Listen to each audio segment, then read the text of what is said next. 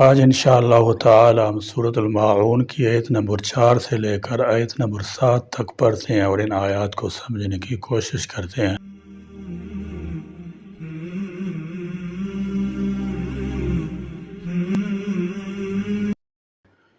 اعوذ باللہ من الشیطان الرجیم، بسم اللہ الرحمن الرحیم۔ فویل للمصلین الذین هم عن صلاتهم ساہون الذین هم یراؤون ویمنعون الماعون۔ فویل چنانچہ ہلاکت ہے، للمصلین ان نمازیوں کے لیے، تو ان نمازیوں کی خرابی ہے جو اپنی نماز سے بھولے بیٹھے ہیں۔ اور سیدنا ابن عباس رضی اللہ تعالیٰ عنہ ارشاد فرماتے ہیں، جہنم میں ویل نامی خوفناک وادی ہے جس کی گرمی سے خود جہنم بھی پناہ مانگتی ہے، اور یہ اس شخص کا ٹھکانہ ہے جو نماز کو وقت گزار کر پڑھتا ہے۔ بے نمازی کی سزا کے بارے میں احادیث مبارکہ، حضور اکرم صلی اللہ تعالی علیہ وسلم کا فرمان ہے، مسلمان اور کافر کے درمیان نماز کو چھوڑنے کا فرق ہے۔ نمبر 2، نبی مکرم نور مجسم رسول اکرم نبی صلی اللہ تعالی علیہ وسلم کا فرمان عبرت نشان ہے، جو نماز کے معاملے میں سستی کرے گا اللہ عز و جل اسے 15 سزائیں دے گا، ان میں سے 6 دنیا میں، 3 موت کے وقت، 3 قبر میں، اور 3 قبر سے نکلنے کے بعد ہوں گی۔ دنیا کی 6 سزائیں یہ ہیں۔ نمبر 1، اللہ عز و جل اس کی عمر سے برکت ختم کر دے گا۔ نمبر 2، اللہ عز و جل اس کے چہرے سے نیک لوگوں کی علامت مٹا دے گا۔ نمبر 3، اللہ عز و جل اس کے کسی عمل پر اجر و ثواب نہ دے گا۔ نمبر 4، اس کی کوئی دعا حق اللہ تعالیٰ آسمان تک بلند نہ ہونے دے گا۔ نمبر 5، دنیا میں مخلوق اس سے نفرت کرے گی۔ نمبر 6، نیک لوگوں کی دعا میں اس کا کوئی حصہ نہ ہوگا۔ موت کے وقت کی 3 سزائیں یہ ہیں۔ نمبر 1، ذلیل ہو کر مرے گا۔ نمبر 2، بھوکا مرے گا۔ نمبر 3، مرتے وقت اتنی سخت پیاس لگے گی کہ اگر سارے دریاؤں کا پانی بھی اسے پلا دیا جائے تو پیاس نہ بجھے گی۔ قبر میں 3 سزائیں یہ ہوں گی۔ نمبر 1، اللہ عز و جل اس پر اس کی قبر تنگ کر دے گا اور قبر اسے اس طرح دبائے گی کہ اس کی پسلیاں ٹوٹ پھوٹ کر ایک دوسرے میں پیوست ہو جائیں گی۔ نمبر 2، اس کی قبر میں آگ بھڑکا دی جائے گی جس کے انگاروں میں وہ دن رات الٹ پلٹ ہوتا رہے گا۔ نمبر 3، اس پر ایک اژدہا مسلط کر دیا جائے گا جس کا نام الشجاع الاقرع یعنی گنجا سانپ ہے۔ اس کی آنکھیں آگ کی اور ناخن لوہ کے ہوں گے، ہر ناخن کی لمبائی 1 دن کی مسافت کے برابر ہوگی۔ وہ گرجدار بجلی کی مثل آواز میں کہے گا، میں الشجاع الاقرع ہوں، مجھے میرے رب عز و جل نے حکم دیا ہے کہ میں تجھے فجر کی نماز ضائع کرنے کے جرم میں صبح تا وقت زور، اور نماز زور ادا نہ کرنے پر زور تا عصر، اور نماز عصر ضائع کرنے پر عصر تا مغرب، نماز مغرب نہ پڑھنے پر مغرب تا عشاء، اور نماز عشاء ضائع کرنے پر عشاء سے صبح تک مارتا رہوں۔ اور جب بھی وہ 1 ضرب لگائے گا تو مردہ 70 ہاتھ زمین میں دھنس جائے گا، تو وہ اپنے ناخن زمین میں داخل کر کے اس کو نکالے گا، اور یہ عذاب اس پر قیامت تک مسلسل ہوتا رہے گا۔ ہم عذاب قبر سے اللہ کی پناہ طلب کرتے ہیں۔ قیامت کے دن کی 3 سزائیں یہ ہیں۔ نمبر 1، اللہ عز و جل اس پر ایک فرشتہ مسلط کر دے گا جو اسے منہ کے بل گھسیٹتے ہوئے جہنم کی طرف لے جائے گا۔ نمبر 2، حساب کے وقت اللہ عز و جل اس کی طرف ناراضگی بھری نظر سے دیکھے گا جس سے اس کے چہرے کا گوشت جڑ جائے گا۔ نمبر 3، اللہ عز و جل اس کا حساب سختی سے لے گا جس سے زیادہ سخت طویل کوئی عذاب نہ ہوگا۔ اللہ عز و جل اس کو دوزخ میں لے جانے کا حکم صادر فرمائے گا، اور جہنم بہت برا ٹھکانہ ہے۔ رسول اکرم صلی اللہ تعالی علیہ وسلم کا فرمان عبرت نشان ہے، جب کوئی قصداً ایک فرض نماز چھوڑ دیتا ہے تو اس کا نام جہنم کے دروازہ پر لکھ دیا جاتا ہے کہ فلاں کا جہنم میں داخل لازم ہو گیا۔ رسول اکرم صلی اللہ تعالی علیہ وسلم کا فرمان ہے، اللہ تعالیٰ جل شانہ صحت کی حالت میں نماز چھوڑنے والے کی طرف نہ نظر رحمت فرمائے گا اور نہ اس کو پاک کرے گا، اور اس کے لیے دردناک عذاب ہے، مگر یہ کہ وہ اللہ عز و جل کی بارگاہ میں حاضر ہو کر توبہ کرے تو اللہ تبارک و تعالیٰ اس کی توبہ قبول فرمائے گا۔ ایمان و تصحیح قید کے مطابق مذہب اہل سنت والجماعت کے بعد نماز تمام تر فرائض میں نماز اہم ہے۔ قرآن مجید حضرت نبی صلی اللہ تعالی وسلم اس کی اہمیت سے مالا مال ہے۔ جا بجات کی تاکید آئی ہے اور اس کے تارکین پر وعید فرمائی گئی ہے۔ نماز اسلام کے 5 ستون میں سے ایک اہم ستون ہے۔ نماز بدنی عبادتوں میں سے سب سے افضل عبادت ہے۔ مسلم اور کافر کے درمیان فرق پیدا کرنے والی چیز نماز ہے۔ اسلام کا شعار نماز ہے۔ جنگ میں ہو کوئی چاہے دشمن کی تلوار کے سائے میں یا پھر دشمن کے ڈر سے اپنی جان بچا کر بھاگ رہا ہو، اس وقت بھی نماز کو قضا کی صورت میں ادا کرنا لازم اور فرض ہے۔ یہ اسلام کا فرمان ہے اور نماز بے شک دارین کی سعادتوں کا ضامن ہے۔ الذین، وہ جو، وہ عن صلاتہم، اپنی نماز سے ساہون، غفلت کرتے ہیں۔ یہ قرآنی فرمان انتہائی عبرت انگیز اور عبرت آموز ہے۔ مطلب یہ ہے کہ مقررہ آداب و احکام سے غفلت والی نمازیں بیکار ہی نہیں بلکہ نمازوں کے لیے باعث تباہی بھی ہیں۔ مثلا نمازوں میں غفلت اس بات سے کہ اللہ کے حضور حاضر بھی ہیں اور اسے مخاطب بھی ہیں لیکن اس کا شعور نہیں رکھتے۔ غفلت اس بات سے کہ اپنے رب سے بہت کچھ مانگ رہے ہیں مگر یہ نہیں جانتے کہ کیا مانگ رہے ہیں۔ غفلت اس بات سے کہ اللہ کے روبرو عہد و پیمان تو باندھ رہے ہیں لیکن اس کے معنی مفہوم سے بے خبر ہیں۔ پھر غفلت اس بات سے بھی کہ اپنے آقا کے سامنے مجسم سرنگوں اور سربسجود تو ہیں مگر خود سپردگی کی یسر روح سے معروم ہے۔ مختصر یہ کہ ایسی بے جان اور بے روح نمازیں جو غفلت اور لاپرواہی سے ادا کی جاتی ہیں وہ دراصل اللہ تعالیٰ کی شان میں گستاخی اور توہین کے مترادف ہو جاتی ہیں اور بالآخر تباہی کا باعث بن جاتی ہیں۔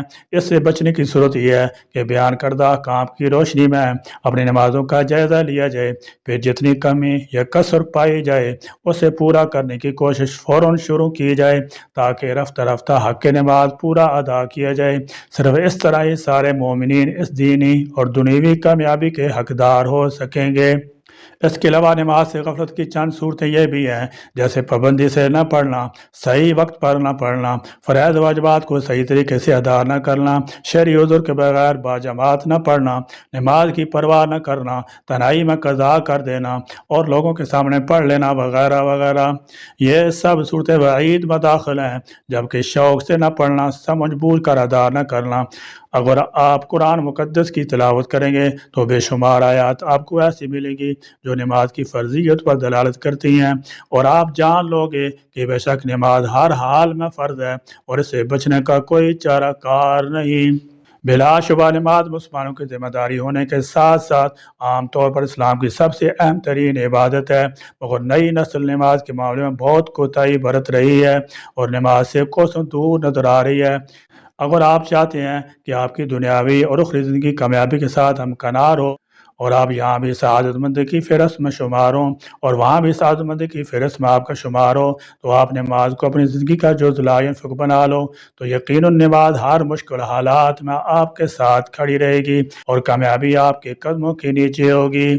الذین، وہ جو، وہ یراؤن، دکھلاوا کرتے ہیں۔ حضرت ابو سعید خدری رضی اللہ تعالی عنہ روایت کرتے ہیں کہ رسول اللہ صلی اللہ تعالی علیہ وسلم نے ارشاد فرمایا، کیا تمہیں وہ چیز نہ بتا دوں جو میرے نزدیک تمہارے لیے دجال سے یعنی دجال کے فتنے سے بھی زیادہ خطرناک ہے؟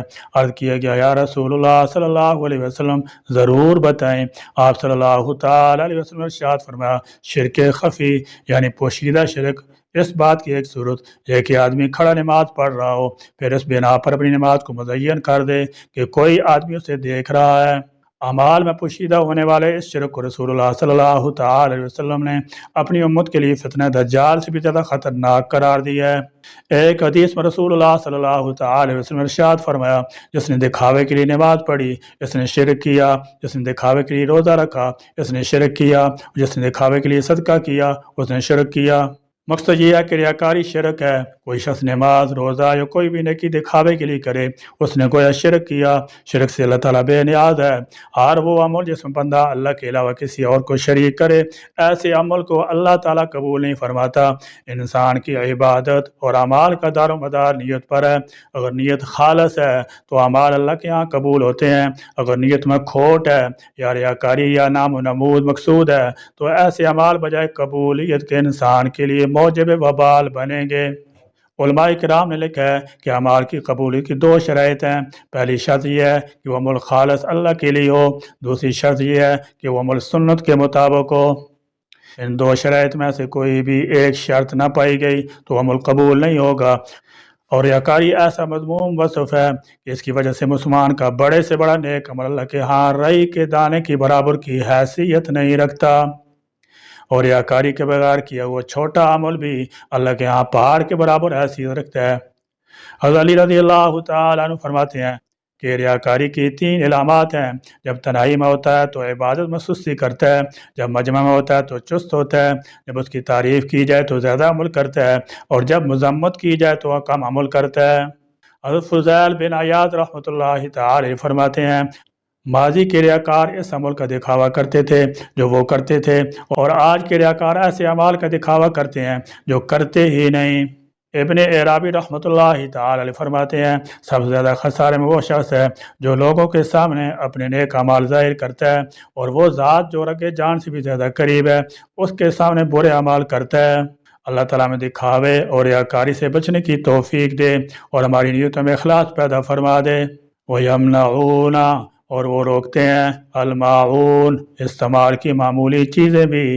معون ہر اس برتنے والی چیز کو کہتے ہیں جو معمولی قسم کی ہو اور عام لوگوں کے استعمال میں آنے والی ہو۔ برتن کی اشیاء گھریلو استعمال کی چھوٹی موٹی چیزیں، مثلا کلاڑی، ہنڈیا، کھانے کے برتن، ماچس وغیرہ۔ مطلب یہ ہے کہ زرپرستی کی ہوس اور آخرت سے انکار نے ان لوگوں میں اتنا بخل پیدا کر دیا ہے کہ یتیموں کو ان کا حق ادا کرنا اور مطالعوں کی ضروریات کا خیال رکھنا تو درکنار، وہ معمولی عام برتنے کی چیزیں عاریتاً یعنی ادھار مانگنے پر بھی دینے سے انکار کر دیتے ہیں۔ رہی یہ بات کہ بعض لوگ مانگ کر کوئی برتنے کی چیز لے لیتے ہیں اور پھر واپس ہی نہیں کرتے یا اس چیز کا نقصان کر دیتے ہیں، تو ایسی صورت میں شریعت نے جو احکام دی ہیں وہ درج ذیل ہیں۔ آج سے ملاحظہ فرمائیے۔ نمبر 1، سیدنا انس رضی اللہ تعالی عنہ فرماتے ہیں کہ آپ صلی اللہ تعالی علیہ وسلم اپنی کسی بیوی کے ہاں قیام پذیر تھے، کسی دوسری بیوی نے کھانے کی رکابی بھیجی تو اس بیوی نے جس کے ہاں آپ صلی اللہ تعالی علیہ وسلم ٹھہرے ہوئے تھے ادرائے رقابت خادم کے ہاتھ کو جھٹکا دیا، رکابی گر گئی اور ٹوٹ گئی۔ آپ صلی اللہ تعالی علیہ وسلم رکابی کے ٹکڑے اور جو کھانا اس میں تھا اسے جمع کرنے لگے اور فرمایا تمہاری ماں کو غیرت آ گئی۔ پھر خادم کو ٹھہرایا اور اس بیوی سے 1 سالم رکابی لے کر اس بیوی کے ہاں بھجوا دی جس نے بھیجی تھی، اور یہ ٹوٹی ہوئی رکابی اسی گھر میں رکھ لی جہاں ٹوٹی تھی۔ آپ صلی اللہ تعالی علیہ وسلم فرمایا مانگی ہوئی چیز واپس کرنا، ضامن کو تاوان بھرنا قرضے کی ادائیگی لازم ہے۔